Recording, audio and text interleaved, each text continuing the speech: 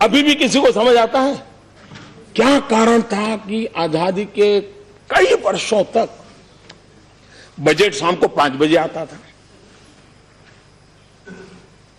किसी ने सोचा नहीं, बस 5 बजे चल रहा है। क्यों चल रहा है भाई? 5 बजे इसलिए बजट चलता था कि यूके की पार्लियामेंट के टाइम के हिसाब से हिंदुस्तान में अंग्रेजों के जमाने से शाम को 5 बजे बजट आया। अब हमने उसको ही चालू रखा। और हम बहुत कम लोगों को मालूम होगा, हम घड़ी ऐसे पकड़ते हैं तो इंडियन टाइम है, लेकिन घड़ी ऐसे पकड़ते हैं तो लंदन टाइम है। आपके पास घड़ी है तो देख लीजिए। उसी प्रकार से हाँ, ये दिखाने के लिए, ताकि कई लोगों को बहुत चीजें समझ नहीं आती, पता नहीं क्या।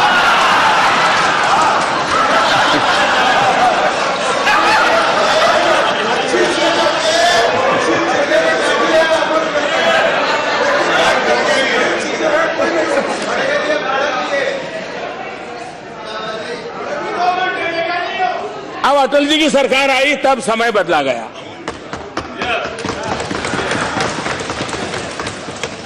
हमारा भी प्रयास है। और जब आपकी सरकार थी तब आप लोगों ने भी बजट के समय के संबंध में कमेटी बनाई थी, उसका विस्तृत रिपोर्ट है।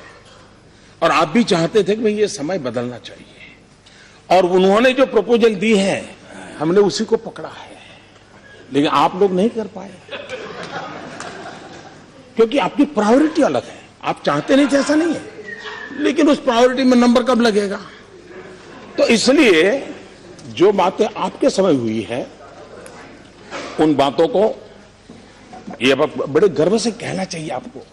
फायदा उठाइए ना, ये तो हमारे समय हुआ था।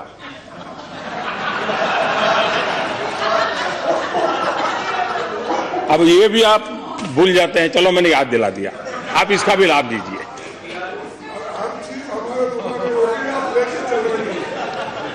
रेलवे के संबंध में भी विस्तार से चर्चा जब बजट की होगी, लेकिन एक बात हम समझे कि 90 साल पहले जब रेल बजट आता था तब ट्रांसपोर्टेशन का एक प्रमुख मोड सिर्फ रेलवे था।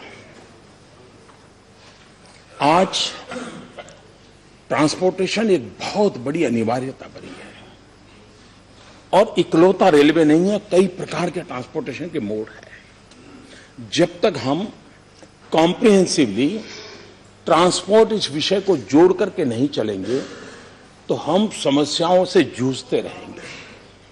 और इसलिए मुख्य धारा में रेलवे व्यवस्था भी रहेगी, उसमें कोई प्राइवेटाइजेशन को कोई तकलीफ नहीं है, उसकी स्वतंत्रता तो को कोई तकलीफ नहीं है। लेकिन सोचने के लिए सरकार एक साथ कॉम्प्रिहेंसिव हर प्रकार के मोड ऑफ ट्रांसपोर्ट को देखना शुरू करे, आवश्यक है। और हमने जब से आए हमने रेलवे में बजट में बदलाव किया है। आप जानते हैं कि पहले बजट में हमारे गौड़ा जी ने बताया था कि करीब 1500 घोषणाएं हुई थी, और कौन मजबूत है, कौन हाउस में ज्यादा परेशान करता है, उसको ध्यान में रख करके, उसको खुश रख करके एक चीज बोली दी जाती थी। वो भी ताली बजा देता था, अपने इलाके में जाके बता देता था ये काम हो गया। हमने देखा साहब 1500 ऐसी चीजें हुई थी जिनका कागज पर ही मोक्ष हो गया था। तो ये ऐसा हम क्यों करते हैं? मैं जानता हूं इससे राजनीतिक दृष्टि से हमें नुकसान होता है, लेकिन किसी ने तो जिम्मा लेना पड़ेगा। देश में जो गलत चीजें डेवलप हो चुकी हैं उसको हम रोके। और ब्यूरोक्रेसी को सूट करता है जी, ऐसी चीजों को सूट करती हैं कि राजनेता ताली बजा दे, वो उनकी गाड़ी चलाते रहे। मुझे नहीं चलानी है जी। देश के सामान्य मानवी की आशा आकांक्षाओं के लिए फैसले लेने हैं, अच्छे फैसले लेने का प्रयास है, अच्छी तरह करने का प्रयास है, और इसलिए हम उस दिशा में आगे बढ़ रहे हैं, हम इसको काम को कर रहे हैं।